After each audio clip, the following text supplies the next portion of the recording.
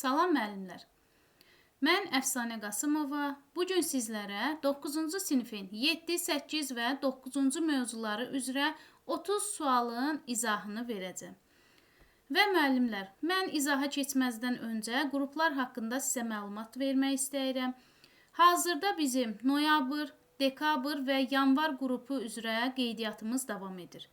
Və qrupların hər üçünün dərs günləri və dərs saatları artıq məlumdur. Çox xahiş edirəm, kim hansı dərs günündə, hansı saatda dərsdə tam olaraq otura biləcəksə, yəni dərsi dinləyə biləcəksə, həmin qrupa qoşulsun. Yəni bu çox önəmlidir. Dərsin sonuna qədər dərsdə qalmaq çox önəmlidir. Noyabr qrupu üzrə hazırda qeydiyyatımız daha çox aktivdir. Hər 3 qrupda dərslərimiz həftədə 2 dəfə olmaqla canlı şəkildə sual-cavab vasitəsilə aparılacaq. Həmçinin canlı şəkildə testlər də işləniləcək və bu qruplar material qrupları deyil müəllimlər. Təbii ki, biz material göndərəcəyik. Bütün məlumatlar, materiallar öncədən qruplara göndərilir. Və siz hazırlaşırsınız, dərs günündə, dərs saatında ancaq sual-cavab olunursunuz, testlər işləyir. Amma hər 2 gündə təbii ki, sual-cavablar mütləqdir, sual-cavab aparılacaq. Əlavə məlumat almaq üçün 055 713 74 47 WhatsApp nömrəsinə müraciət edə bilərsiniz. Və onu da qeyd edim ki, müəllimlər, 2025-ci il MİQ imtahanlarında ən yüksək nəticəmiz 100 baldan 98 balın toplanması olmuşdu. Hər birinizə uğurlar arzulayıram. İnşallah ki, bu yüksək ballar həm MİQ-də, həm də sertifikasiyada müəllimlərim tərəfindən bu ildə daha yüksək balları əldə edəcəyik. İndi isə keçid alaq suallarımıza. Birinci sualda bir uyğunlaşdırma verilmişdir. Deməli, bilirik ki, artıq imtahanların bir çox hissəsini uyğunlaşdırmalar, qruplaşdırmalar və ardıcıllıqlar təşkil edir. Ona görə də uyğunlaşdırma testlərinə üstünlük verilir. Uyğunlaşdırmamız necə verilir? Burada yazılıb kimyəvi aşınma, ion plazmalı aşınma və elektrokimyəvi aşınma. Digər hissədə isə quru aşınma, maye aşınması və qalvanik aşınma verilmişdir.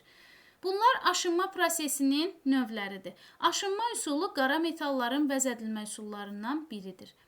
Bunları ikinci adları üzrə biz seçəcəyik. Deməli, kimyəvi aşınmaya həm də maye aşınması deyilir. İon plazmalı aşınmaya həm də quru aşınma deyilir. Elektrokimyəvi aşınmaya isə həm də qalvanik aşınma deyilir. Doğru cavabımızı artıq biz seçdik. İndi keçid alaq ikinci sualımıza. Deyir ki, rifləmənin növlərini seçin. A-da verib təbii və süni. Bu aid deyil. B-də isə yazıb zərif və kobud. Bəli, rifləmə prosesinin 2 növü var, zərif və kobud. Onu da qeyd edim ki, rifləmə üsulu da qara metalların vəzədilmə üsullarından biridir. Keçid alaq 3-cü sualımıza. 3-də isə deyir ki, patinləşdirmənin növlərini seçin. Patinin növü hansıdır? Birinci verib təbii və süni. Bəli, elə A variantı, birinci variant patinləşdirmənin növlərini özündə əks etdirir. Patinin 2 növü var, təbii və süni. Və patinləşdirmə üsulu əlvan metalların bəzədilmə üsullarından biridir. Hansı ki, səthdə əntiqlik, yəni köhnəldilmiş bir səth yaradılır. Keçid alaq 4-cü sualımıza. 4-cü sualımız da elə tip sualdır ki, bu da imtahanlarda artıq geniş şəkildə tətbiq olunur. Həm kurikulum, həm də ixtisaslarda yeni bir formatdır və bunu da seçməkdə müəllimlər çox çətinlik çəkir. Ona görə çox diqqət tələb edir bu. Uyğunluğu deyir, müəyyən edin. Birinci verib doğru, sonra isə yanlış veribdir. Uyğunluq deyirsə, bizdən uyğunluq istəyirsə, doğrunun altından doğru cavabı götürəcəyik. Yanlışın altından yanlış cavabı doğru cavab kimi götürəcəyik. Birinciyə baxaq. Birdə deyir ki, qara metal bəzədilmə üsulları. Rifləmə, aşınma və oksidləşmə. Həm rifləmə, həm aşınma, həm də oksidləşmə qara metalların bəzədilmə üsullarıdır. Bəli, bu doğru cavabdır. Doğrunun da aşağısında verildiyi üçün biz bunu götürəcəyik.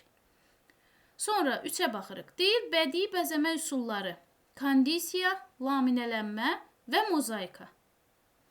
Bədii bəzəmə üsulları oduncağa aiddir. süni ağac materiallarında. Deməli, orada mozaikanı biz götürə bilərik. Həmçinin digər adı ilə də inkrustasiya olaraq da verilmişdir. Amma kondisiya müəyyən bir anlayışdır və mənası norma, standart deməkdir. Bunu aid edə bilmərik. Laminələnmə isə sənayedə istehsal olunan oduncaq yonqarlı lövhələrə aiddir. Və bunu da biz bədii bəzəmə üsulu kimi götürə bilmərik. Deməli, bu 3 aid deyil, yanlış variantdır. Doğrunun da aşağısında verilib, ona görə biz bunu götürmürük. İndi yanlışın aşağısında olanlara baxaq. 2-də yazılıb ki, oduncağın bəzəmə üsulları şəffaf, qeyri-şəffaf, oxşatma və məxsusi. Bəli, oduncağın 4 bəzəmə üsulu var. Hər zaman mən müəllimlərə məsləhət bilirəm ki, bunu qoşma sözü kimi yadda saxlayın. Q hərfi qeyri-şəffaf, O oxşatma, Ş şəffaf, M isə məxsusi, A-nı da kənarlaşdırırıq. Yəni, qısa olaraq qoşma sözü kimi 4 üsul olaraq yadda saxlayırıq. 2 variantı doğrudur, amma yanlışın aşağısında verildiyi üçün biz onu doğru cavab kimi götürə bilmərik. Sonra 4-ə baxaq. 4-də isə deyir ki, əlvan metal bəzədilmə üsulları patinləşdirmə və anodlaşdırma. Bəli, burada verilən hər iki üsul, həm patinləşdirmə, həm anodlaşdırma, əlvan metalların bəzədilmə üsullarına aiddir. Bu da doğru cavabdır, amma yanlışın aşağısında verildiyi üçün biz bunu götürə bilmərik.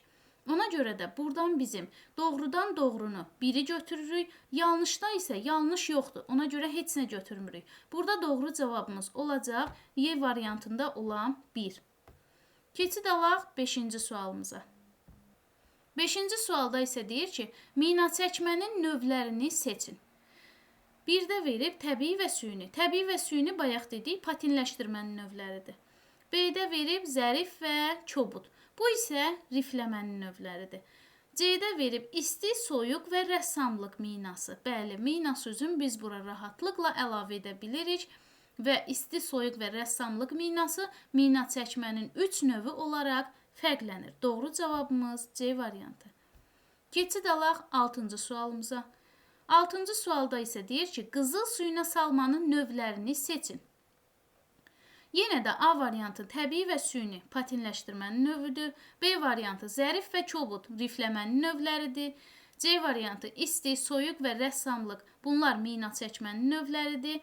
Qızıl suyuna salmanı isə biz D variantında görürük. D variantı odlu, yağ əsasda və poliment üzərinə qızıl suyu çəkmə. Yəni elə qızıl sözü də özlərində var. Buna görə də variantı rahatlıqla seçə bilərik. Keçid alaq 7-ci suala. Deyir ki, aşınmanın növlərini seçin. Deməli, müəllimlər, aşınmanın növləri 1-ci sualımızda da var idi. Orada hətta 2-ci adları üzrə biz onu uyğunlaşdırdıq. Bundan da bilirik ki, aşınmanın növləri kimyəvi, elektrokimyəvi və ion plazmalı aşınma olaraq fərqlənir.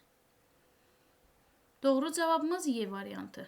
İndi isə baxaq 8-ci suala. 8-ci sualda deyir ki, xromlamanın mərhələlərini ardıcıllıqla düzün. Müəllimlər, xromlama əlvan metalların bəzədilmə üsuludur. Düzdür, orada poladın da adını çəkir. Polad qara metaldır. Poladın üzərinə xrom təbəqəsi çəkilir. Amma xromlama əlvan metalların bəzədilmə üsuludur. Və 5 mərhələdə həmin üsul tətbiq olunur. Birinci mərhələyə baxaq, görək birinci mərhələ hansıdır? Müəllimlər, birinci variantların hamısını oxuyaq. Deyir, çirk izlərinin kənarlaşdırılması üçün həssas təmizləmə. Sonra ilkin hazırlıq, cərəyan qoşmaq və lazımi qalınlıq alana qədər saxlamaq, güclü çirklənməni kənarlaşdırmaq üçün təmizləmə və doymuş məhlul olan vannaya yerləşdirmə, temperaturu eyniləşdirmə. Deməli, mən hər zaman müəllimlərə bu hissəni qısa olaraq son feillərlə yadda saxlamağı məsləhət bilirəm. Yəni, son sözlər. Məsələn, ən birinci variantımız təmizləmədir. Güclü çirklənməni kənarlaşdırmaq üçün təmizləmə. Birinci, yəni, güclü çirki üzərindən təmizləyirik, sonra isə həssas təmizləmə aparırıq. Sonra birinci varianta baxırıq. Deməli, birinci olduğu 4-cü, birinci 4-dür. 4-ə baxırıq, C variantında da var, Y variantında da var. İkinci olacaq 1 rəqəmi. 1 isə deyir, çirk izlərinin kənarlaşdırılması üçün həssas təmizləmə. Sonra seçirik həssas təmizləmə. Deməli, birinci təmizləmə, sonra həssas təmizləmə. 4, 1, C variantına baxırıq artıq, variantımızı tapırıq. Sonra isə deyir ki, ilkin hazırlıq. Üçüncü mərhələmiz ilkin hazırlıqdır. Deməli, oldu təmizləmə, həssas təmizləmə, ilkin hazırlıq mərhələsi, sonra temperaturu eyniləşdirmə və yaxud da vanna sözü ilə yadda saxlayırıq bu mərhələni, 5 rəqəmini seçirik. Ən son hissə isə 3 rəqəmindədir, cərəyan qoşmaq və lazımlı qalınlıq alınana qədər saxlamaq. Yəni, qısa olaraq, birinci təmizləmə, ikinci həssas təmizləmə, üçüncü ilkin hazırlıq, dördüncü temperatur sözü ilə yadda saxlayırsınız, beşi isə cərəyan sözü ilə yadda saxlayırsınız. Yəni, bu bəs edir. Bu cür yadınızda qalsa, bu zaman həmin bu ardıcıllığı təyin edə biləcəksiniz. Doğru cavabımız C variantı. İndi isə keçid alaq 9-cu suala. 9-cu sualımızda yenə bir uyğunlaşdırma var. Deyir ki, uyğunluğu müəyyən edin. Yəni, uyğunluq istəyirsə bizdən doğrunun aşağısındakı doğruları, yanlışın aşağısındakı yanlış variantları seçəcəyik. Bir də deyir ki, güclü işıq verən aynalı cihazdır. Biz bunu gümüşləmə üsulunda keçmişdik. Gümüşləmə üsulu da əlvan metalların bəzədilmə üsuludur. Elə gümüş özü də əlvan metaldır. Buradan rahatlıqla tapırıq. Həmçinin deyir, güclü işıq verən aynalı cihaz. Fənər. Fənər düzdür, işıq verir. Amma çox güclü işıq verəndən söhbət gedirsə, burada projektor olmalı idi. Ona görə bu yanlış cavabdır. Doğrunun aşağısında olan yanlışı biz götürə bilmərik. Biri götürmürük. Sonra 3-ə baxırıq. Deyir, xristiyanlarda Allahın yaxud övliyaların şəkli, ikona. Bəli, müəllimlər, ikona sözünün mənası xristiyanlarda Allahın və yaxud da övliyaların şəkli deməkdir və bu da qızıl suyuna salmaya aiddir. Əlvan metalların bəzədilməsinə aid bir üsuldur. Qızıl suyuna salmanın da 3 üsulundan biri poliment üzərinə qızıl suyu çəkməyə aiddir ikonalar. Yəni, 3-cü variant doğrudur. Ona görə 3-ü götürəcəyik. Yadda saxlayaq. Sonra keçək yanlış hissəsinə. Yanlışda isə verir ki, 2-də. Deyir, civə ilə bəzi metalların ərintisi, diffuziya.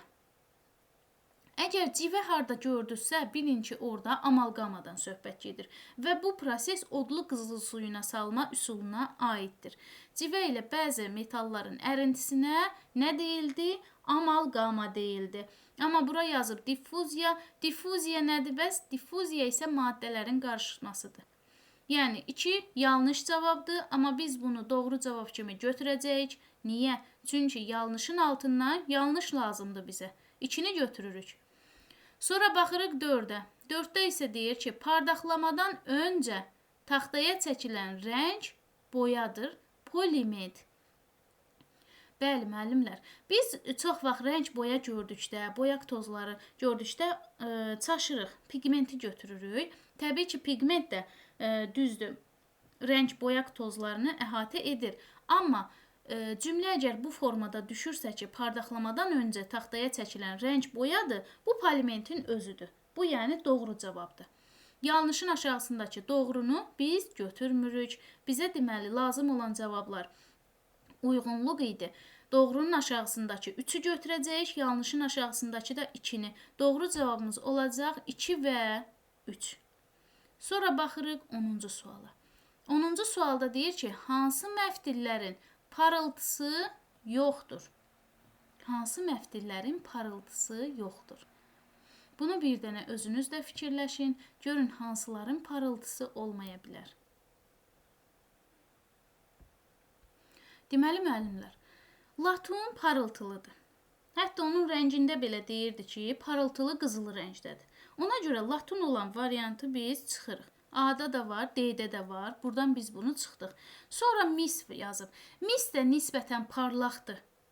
Həm rənginə görə, həmçində onda biraz da olsa, yəni onda da parlaqlıq var. Ona görə mis olan variantlarda çıxırıq. B-ni də çıxdıq, Y-ni də çıxdıq. Ortada nə qaldı? Alüminium və sink.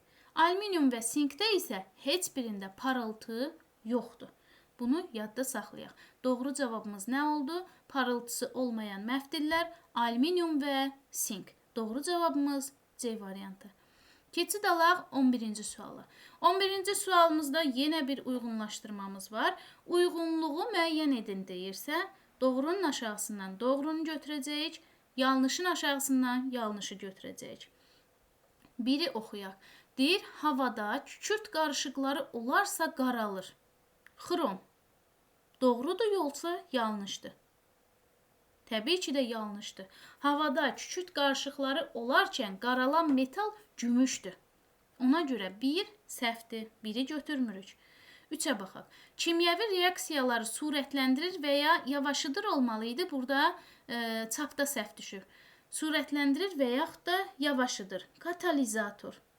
Bəli, bu doğru cavabdır. Mina çəkmədə istifadə olunan bir üsulu idi. Katalizator soyuq minada tətbiq olunur ki, daha da büllurlaşsın. Və katalizator kimyəvi reaksiyaları sürətləndirmək və yaxud da yavaşıtmaq üçün istifadə olunur. 3 doğru cavabdır. Bunu götürəcəyik, çünki doğrunun aşağısında verilibdir. Yanlış hissəyə baxaq. 2-də deyir ki, dəriyə, saça rəng verən maddə, pigment. Bu doğrudur, yoxsa yanlışdır? Bəli, doğru cavabdır. Pigmenti biz 6-cı sinifdə də öyrənirik. Bir çox yerlərdə buna rast gəlirik. Dəriyə, saça rəng verən maddədir. Ona görə də bunu doğru cavabdır. Və biz doğru cavab olaraq bunu qəbul edirik. Amma doğru cavab olduğu halda yanlışın altındadır. Ona görə bunu götürməyəcəyik. Sonra 4-ə baxaq. Deyir, rəssamlıq minasının temperaturu 600-850 dərəcə. Rəssamlıq minası mina çəkmənin bir növüdür. Və rəssamlıq minasında temperatur 600-700 dərəcədir. Amma isti minada bəli 600-850 dərəcədir. Və burada bizə isti minanın temperaturunu yazıb rəssamlıq minasını veribdir. Ona görə 4 yanlışdır, amma biz doğru cavab kimi götürəcəyik. Buradan bizim doğru cavabımız olacaq 3 və 4. Çünki bizdən uyğunluq tələb olunur. Doğrunun altındakı doğrunu, yanlışın altındakı yanlışı götürürük. 3 və 4. Doğru cavabımız C variantı olacaq. Burada səhv düşüb. Doğru cavabımız C variantı.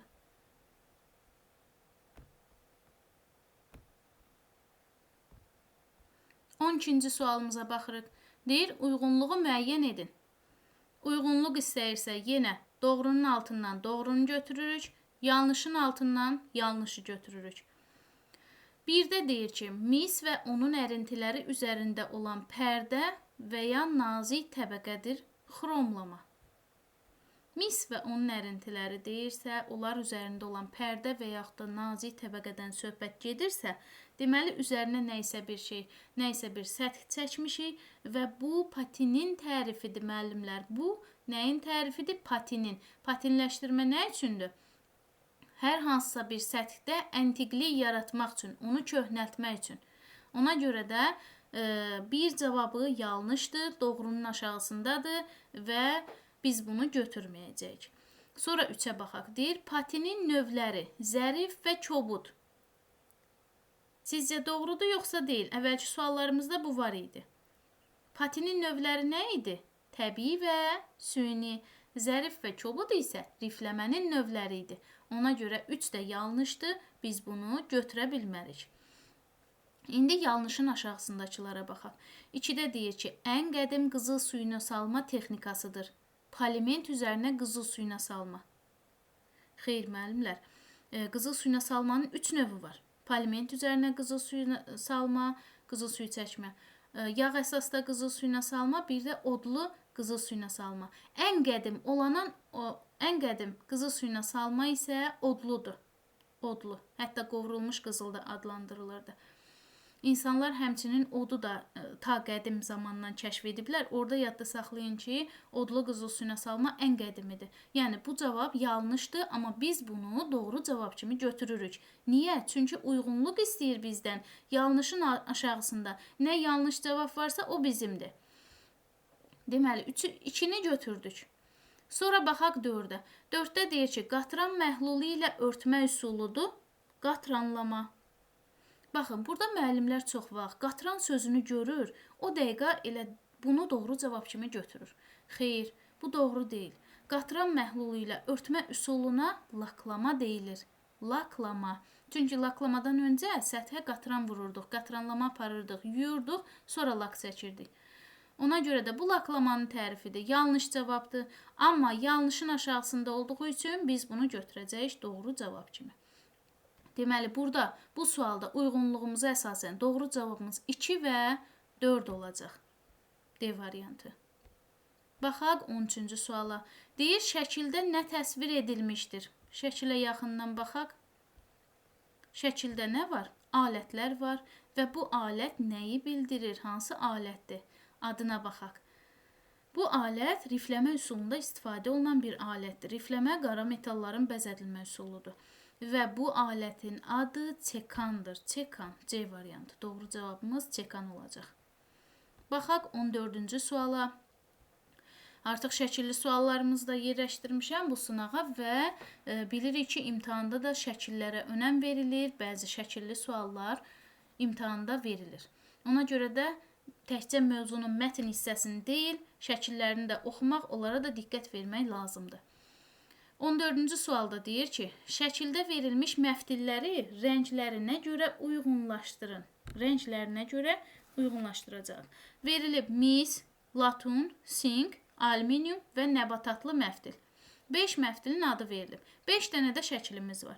Bunlara görə də biz bunu uyğunlaşdıracaq. Birinci baxaq misə. Mis nə rəngdədir, müəllimlər? Mis qırmızımtıl narıncı rəngdə. Baxırıq indi. Bunların içərisində qırmızımtıl narıncıya çalan hansıdır? A variantıdır. 1-ə A-nı götürürük. 1A elə A variantında var. İndi baxaq görək hansına uyğun gələcək. 1-ə A. Sonra 2-də verilib latun. Latun nə rəngdədir bəs müəllimlər?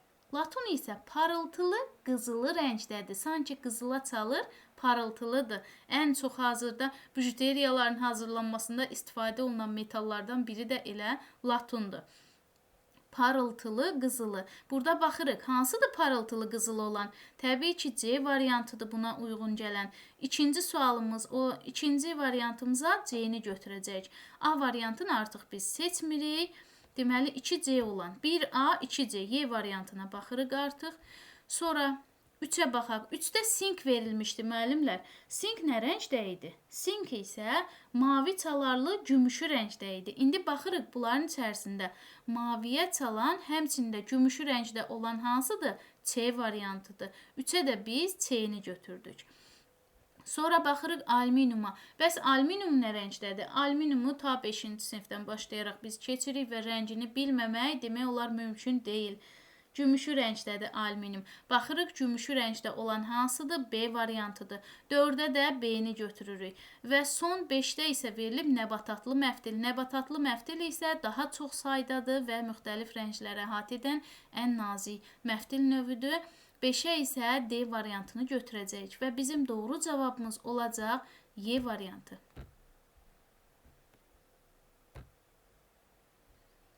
Baxaq 15-ci suala. 15-ci sualda isə deyir ki, mis və onun ərintiləri üzərində olan pərdə və ya nazik təbəqəyə nə deyilir? Bunu bayaq uyğunlaşdırma suallarında da biz gördük bu cümləni. Orada yanlış verilmişdi. İndi biz buradan doğru cavabı tapacağıq. Mis və onun ərintiləri üzərində olan pərdə və ya nazik təbəqəyə nə deyilir? A. Süni patin, B. Patin, C. Anodlaşdırma, D. Amalqama, Y. Təbii patin. Əsas üstünlük təşkil edən nədir variantlarda? Patin və onun növləri. Patinin bilirik 2 növü var. Təbii və süni. İndi burada həm patinin özünü verib, həm də təbii və süni olanını verib. Amma bu tərif patinin öz tərifidir. Mis və onun ərintiləri üzərində əmələ gələn pərdə və ya nazik təbəqəyə nə deyilir deyəndə bu patinin tərifidir. Amma biz bu tərifdən qaynaqlanaraq süni patinlə təbii patində tapa bilərik. Onun özlərinin tərifində. Deməli, təbii patin dedikdə onun üzərində yaranan pərdədir. Pərdə sözünü yadda saxlaya bilərsiniz. Amma sünidə isə nazik təbəqə sözünü yadda saxlaya bilərsiniz. Əsas açar məqamları budur. Baxaq 16-cı sualımıza. Deyir, şəkildə hansı bəzədilmə üsuluna aid nümunələr verilmişdir? Burada biz şəkildə ilk öncə şəkili nəzərdən keçirək. Şəkildə nələr görürük? Hansı rəng üstünlüyü təşkil edir? Bu rəngimizin adı nədir? Qızılı rəng. Deməli, bu qızılı rəngidirsə, hansına aid olar? Təbii ki də qızıl suyuna salmaya aid olacaq. Elə qızıl öz rəngində də özünü göstərir. Doğru cavabımız B variantı. İndi isə baxaq 17-yə. 17-də deyir ki, rəngləmə və laklamadan əvvəl detalların səthi nə ilə silinir? Biz bilirik ki, hər hansısa bir səthə rəng və yaxud da lak çəkməzdən öncə həmin səthi yağsızlaşdırmaq lazımdır. Yəni, yağdan təmizləməliyik. Çünki yağlı bir səth nə lakı, nə də rəngi tuta bilməz. Qopub töküləcək. Ona görə də onu yağsızlaşdırırıq. Variantlarımıza baxaq. A-da deyir ki, yağ. Yağ çəkə bilmərik. Əgər yağlı səthi olsa, onu rəng və lak tuta bilməz. Bu səhvdir. B-də deyir ki, sirkə məhlulunda isladılmış pambıq tampon. C-də deyir ki, parafin. D, soda məhlulunda isladılmış pambıq tampon. Y-də isə yarı su və yarı 40% spirt məhlulu. Deməli, müəllimlər, burada oxşar variantların 2 dənə görürük. B və D variantı. Artıq biz buradan bilə bilərik ki, bundan ikisindən biri olacaq. Amma hansı olacaq? Bu, soda məhlulunda isladılmış pambıq tampon olacaq. Hər hansısa bir səthi rəng və lak çəkməzdən öncə sodada isladılmış pambıq tamponla silmək lazımdır, yağsızlaşdırmaq lazımdır.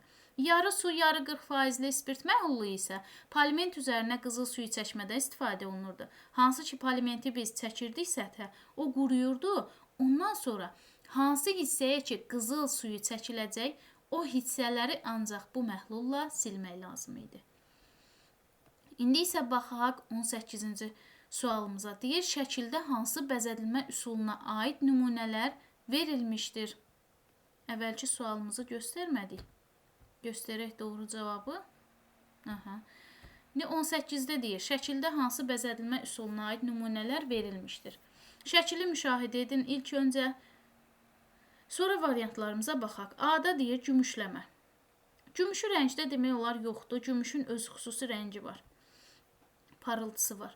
Sonra B-də qızıl suyuna salma. Qızıl bilirik ki, öz qızıl rəngində olur, parıltısı da var. Sonra C-də deyir patinləşdirmə. Patinləşdirmə hər hansısa bir səthi köhnəltməkdir. Burada görürük aydın şəkildə, yəni rənglər bilinir. Sonra D-də deyir oksidləşdirmə. Oksidləşdirmədə bilirik ki, səthlər ya tünd göy, ya qara rəng alır, yəni qaraltma prosesidir. Bu da aid deyil, çünki burada fərqli rənglərimiz var. Y-də isə deyir ki, anodlaşdırma. Bəli, anodlaşdırmadır bu. Anodlaşdırma prosesinə aid nümunələrin şəkli verilmişdir. Keçid alırıq 19-cu sualımıza. Deyir, hansı məftillər qaralır? Bayaq parıltısı olmayanları tapdıq. Parıltısı olmayanlar hansılar oldu? Alüminium oldu, bir də sink oldu. İndi isə hansı məftillər qaralırsa onu tapırıq. A variantı, alüminium və polad. B variantı, polad və sink. C variantı, latun və sink. D variantı, alüminium və latun. Y variantı, mis və latun. Müəllimlər, sizcə hansı məftillər qaralır? Baxın, alüminium qaralmır, sink də qaralmır. Buradan artıq biz alüminium və sinkin aid olduğu, həm qaralmırlar, həm də parıltıları yoxdur. Onların olduğu variantları çıxsaq, bir dənə Y variantımız qalır. Mis və latun. Mis və latun istifadə olunduqca, zaman keçdikcə qaralır. Doğru cavabımız Y variantı. Keçid alaq 20-ci suala. 20-ci sualda deyir ki, şəkildə hansı bəzədilmə üsuluna aid nümunələr verilmişdir? Şəkili müşahidə edin. Baxın, görürsünüz. Qara rəngdə telefondur, fotoaparatdır. Bunların şəkilləri verilmişdir. A variantı gümüşləmə, B variantı qızıl suyuna salma, C variantı patinləşdirmə, D variantı oksidləşdirmə, Y variantı isə anodlaşdırma. Buradan biz seçirik doğru cavab kimi oksidləşdirməni. Niyə? Çünki oksidləşmiş səthi necə görünürdü? Tünd göy və yaxud da qara rəngi alırdı. Qaraltma. Burada isə görürük ki, bütün detalların səthində qara hissələr var, qara detallar var. Oradan nəticə çıxara bilərik ki, bu oksidləşməyə aid nümunələrdir. Doğru cavabımız D variantı. 21-ci suala baxaq.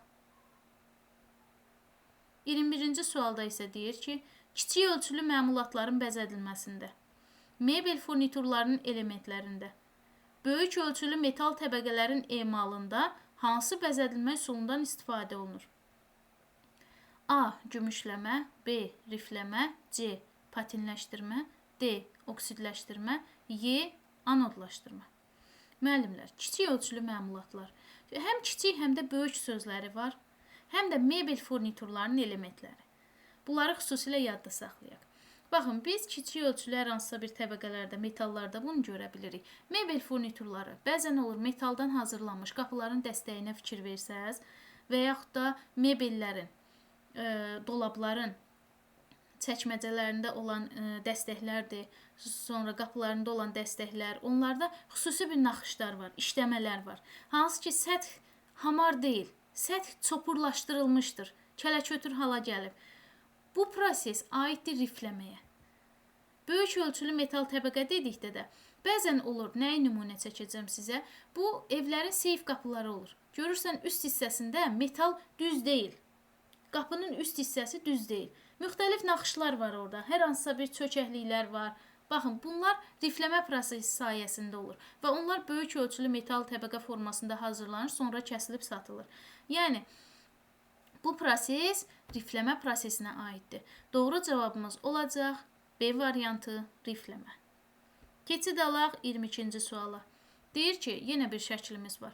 Şəkildə hansı bəzədilmə üsuluna aid nümunələr verilmişdir? A. Gümüşləmə, B. Qızıl suyuna salma, C. Patinləşdirmə, D. Oksidləşdirmə, Y. Anodlaşdırma. Müəllimlər, görürsünüz, sanki bir kölgəli bir mühit var. Həmçinin bu bəzəklər, buradakı elementlər verilmişdir. Biz bunları ta qədimdən bu yana görürük. İndiki zamanda da qapıların, mebellərin, hər hansısa bir metal səthlərin hazırlanmasında bu elementləri biz görürük. Ən çox da belə deyim, darvazalarda görmüş olarıq, yəni onlarda daha çox istifadə olunur, müxtəlif səthlərdə. Və bu patinləşdirməyə aid nümunələrdir. Yəni, hər hansısa bir səthə köhnəlik, əntiqlik verilibdir. Ona görə də bu patinləşdirmədir. Sonra baxırıq 23-cü suala. 23-cü sualda deyir ki, istənilən təsvir, ornament və yazıların kimyəvi vasitələrin köməyi ilə metalın səthinə köçürülməsi prosesinə nə deyilir? A. Aşınma, B. Patinləşdirmə, C. Quru aşınma, D. Kimyəvi aşınma, Y. Oksidləşdirmə. Baxın, müəllimlər, aşınma və onun növləri bu sualda üstünlük təşkil edir. Deməli, bunlardan birini biz götürəcəyik. Aşınma özü nədir? Aşınma odur ki, kimyəvi reaktivlər vasitəsilə səthdən, metaldan müəyyən qədər səthi çıxaraq, götürək. Aşınmada götürürük, həmin səthi çıxardırıq. Amma burada sualda nə deyir? Deyir, təsviri, ornamenti, yazını köçürür, üstünə köçürür metalın. Bu artıq kimyəvi aşınmaya aiddir. Burada doğru cavabımız kimyəvi aşınma olacaq. Kimyəvi aşınmada da kimyəvi sözü var, aşınmanın öz tərifində də var. Kimyəvi vasitələr desə, kimyəvi aşınmaya aiddir. Kimyəvi reaktivlər desə, aşınmaya aiddir. Həmçinin əsas fərqi odur ki, kimyəvi aşınmada metalın üstünə nəyisə köçürdürük, amma aşınmada müəyyən bir səthi metaldan çıxardırıq, kənarlaşdırırıq. Bu sualda doğru cavabımız kimyəvi aşınma D variantı. Sonra baxaq 24-cü suala. Deyir, şəkildə hansı bəzədilmə üsuluna aid nümunələr verilmişdir? Şəkili müşahidə edin. Görürsünüz, müxtəlif bəzək əşyaları verilmişdir. Baxaq, A-da deyir ki, aşınma, B. Qızıl suyuna salma. Düzdür, burada qızıl rənglər var, amma bunu görüb çaşmayaq. C. Mina çəkmə, D. Oksidləşdirmə, Y. Xromlama. Bu şəkillər mina çəkmə üsuluna aiddir. Mina çəkməni götürəcəyik. Doğru cavabımız C variantı. 25-ci sual. Burada bir uyğunlaşdırmamız var.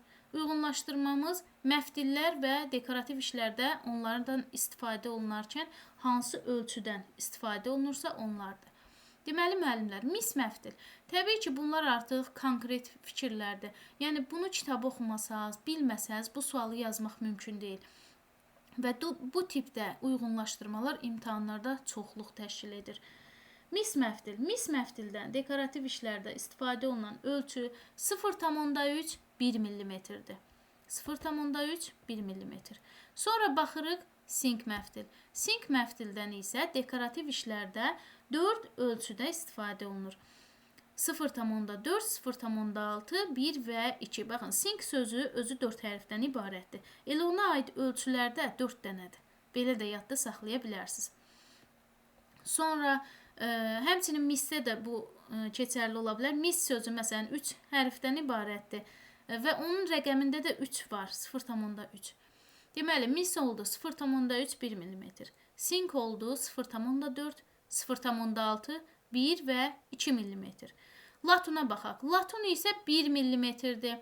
L hərfi 1-ə çox oxşayır. Latun 1. Bu cür yadda saxlayaq. Alüminium məftil. Alüminiumda isə 1,5 və 2 mm-dən istifadə olunur. Yəni, bu məftillərin qalınlığıdır. Bunları qalınlığına görə uyğunlaşdırdıq. İndi baxaq 26-cı suala. Şəkildə hansı bəzədilmə üsuluna aid nümunələr verilmişdir? Şəkilləri yenə müşahidə edək. Şəkillərdə nə görürük? Avtomobildir, avtomobilin qarşı hissəsi, ona aid hər hansısa bir detal və o təkərin içərisində disk olur. Bax, həmin o diskinin şəkli verilibdir. Bunlar da əsasən nədən hazırlanır? Daha möhkəm bir materialdan, ağır olurlar həmçinin, poladdan hazırlanırlar çox vaxt. Amma onların səthi xrom təbəqəsi ilə üzlənir və bu da xromlama üsulunu əhatə edir. Doğru cavabımız Y variantı xromlama olacaq. 27-ci sual. Deyir ki, biri gümüşləmənin xassəsi deyil. Deməli, gümüşləmənin bilirik ki, 3 xassəsi var. İndi burada bizə 4 variant verib və biri ona aid olmayacaq. A variantı elektrik ötürücülüyü, B variantı xarici təsirlərə qarşı davamlılıq, C variantı elektrik keçiriciliyi, Y variantı əks etmə qabiliyyəti. Deməli, müəllimlər, xarici təsirlərə qarşı davamlılıq, elektrik ötürücülüyü və əks etmə qabiliyyəti. Bunlar gümüşləmənin xassələrinə aiddir. Elektrik keçiriciliyi isə aid deyil. Testlərdə ən çaşdırıcı məqamlardan biridir. Elektrik ötürücülüyü yoxsa elektrik keçiriciliyi? Sual altında qalır müəllimlər. Belə yadda saxlayın sadə formada ki, baxın, gümüş sözündə ü hərfləri ahəng təşkil edir. Və elektrik ötürücülük sözündə də ö və ülər yenə də bir-birinə oxşuyur. Ö, ü hərflərindən yadda saxlayın ki, elektrik ötürücülüyü gümüşləməyə aiddir. Elektrik keçiriciliyi isə aid deyil. Doğru cavabımız olacaq C variantı elektrik keçiriciliyi. 28-ci sual. Şəkildə hansı bəzədilmə üsuluna aid nümunələr verilmişdir? Şəkillərə baxırıq, müxtəlif metal təbəqələrdir. Bunlar üzərində çopurlaşdırılmış səthlər var, hansı ki izlər var. Sanki bir alətlə bunlara üzərinə vurulub və üzərində ortası çökək görünür, kənarları getdikcə çapıq formasını alır, azalır yəni işarələr. Və bu hansı üsula aiddir? Variantlarımıza baxaq. 1. A variantı aşınma, B variantı qızıl suyuna salma, C variantı mina çəkmə, D variantı rifləmə, Y variantı xromlama. Bunlar riflənmiş səthlərdir. Yəni səthlər düz deyil. Metal təbəqənin üzəri çopurlaşdırılmışdır, kələkötür hala gəlmişdir və bunlar rifləmə üsuluna aiddir. Doğru cavabımız D variantı rifləmə. 29-cu sual. 18-ci əsrdə polimenti nədən hazırlayırdılar? Polimenti. Poliment nə idi? Harada istifadə olunurdu? Poliment qızıl suyuna salma üsulunda istifadə olunurdu. Onun bir növü idi. Qızıl suyuna salma da əlvan metalların bəzədilmə üsullarından biridir. Və polimenti 18-ci əsrdə 5 ləvazimatdan istifadə edərək, ərzaqdan istifadə edərək hazırlayırdılar. A-da verib ki, mum, qırmızı gil, yumurta sarısı, torpaq və kit piyi. Kit piyini köhnə kitablarda kit piyi yazır, təzə kitablarda balina piyi yazır. Sonra torpaq yazıb, torpaq yoxdur, orada istifadə olunmur. Bir də yumurta sarısı yazıb, yumurta sarısı da ona aid deyil. Çünki orada yumurtanın ağı lazımdır bizə. A variantı səhvdir. B variantına baxırıq. Balina piyi, yumurta ağı, sabun, qırmızı gil və mum. Bəli, doğru cavabımız B variantı olacaq müəllimlər. Bu 5 hissəni bir-birinə qarışdırdıqda bu zaman polimet əldə etmişlər. 30-cu və sonuncu sualımız. Deyir ki, şəkildə hansı bəzədilmə üsuluna aid nümunə verilmişdir? Yenə şəkili müşahidə edək. İlk öncə şəkili nəzərdən keçirək. İndi variantlarımıza baxaq. A. Aşınma. B. Qızıl suyuna salma. C. Mina çəkmə. D. Rifləmə. Y. Xromlama. Müəllimlər, burada görürsünüz ki, bəzi səthlər yüksəkdədir. Baxın. Həm də parıldayır. Göz oxşuyur. Amma bəzi səthlər aşağıda qalıb sanki. Heç görünmür. Elə bil quyunun dibindədir. Görünmür. Yəni çökək bir hissələr var burada. Buradan da biz başa düşürük ki, deməli burada bəzi şəkilləri, bəzi hissələrini detalın aşındırıblar. Yoxdur yəni həmin hissələr. Aşınma da nə idi? Müəyyən bir səth örtüyünün təbəqədən çıxarılmasıdır. Ona görə də bu şəkli aşınma prosesinə aid edirik. Doğru cavabımız A variantı aşınma olacaq. Belə müəllimlər, burada son sualımızı oxuduq və sınağımızın izahı sona yetdi. Zəhmət olmasa kanala abunə deyilsinizsə, kanala abunə olun ki, bu tipdə həm test, həm sınaq, həm də mövzu izahlarından faydalana biləsiniz. Kanala abunə olun, videoların altından şərhinizi, öz şərhlərinizi, fikirlərinizi qeyd edin. Həmçində baxdığınız hər bir videoda müəyyən bir zəhmət var. O zəhməti nəzərə alaraq bəyənməyi unutmayın. Sağ olun.